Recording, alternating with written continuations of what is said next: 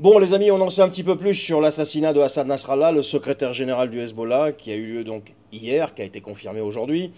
Alors les infos viennent de plusieurs sources directement de là-bas au Proche-Orient, qu'elles soient arabes, qu'elles soient israéliennes. Vous savez très bien que j'essaye de prendre des sources qui sont fiables, et là en l'occurrence, c'est fiable. Alors apparemment, Israël savait depuis plusieurs mois où se trouvait Hassan Nasrallah, et ça, c'est ce que des responsables israéliens ont déclaré aux médias locaux et internationaux. Et lundi dernier, eh bien, les services de renseignement israéliens ont appris, d'une source qu'on ne connaît pas encore, que Nasrallah allait participer à une réunion du commandement du Hezbollah, justement au quartier général à Beyrouth. Alors ce qu'il faut savoir, c'est que l'armée israélienne avait déjà préparé un plan d'assassinat depuis des années.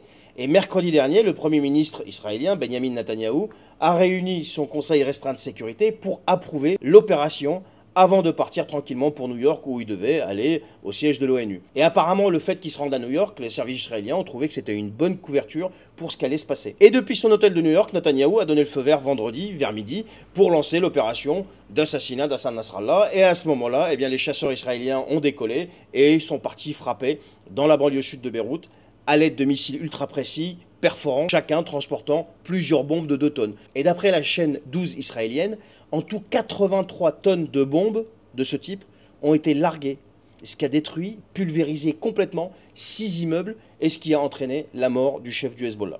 Alors bien sûr, c'était des immeubles résidentiels, donc vous imaginez qu'il y a énormément de victimes. Donc le nombre, on ne le sait pas encore, puisque eh bien, les recherches continuent dans les décombres, et ce qui est très très difficile. Voilà les amis ce qu'on en sait jusqu'à présent. Si j'ai plus d'informations, bien sûr, je ne manquerai pas de vous les donner. Encore une fois, ce sont des informations qui sont issues des médias locaux, que ce soit des médias arabes, que ce soit des médias israéliens. Allez, je vous souhaite une excellente soirée.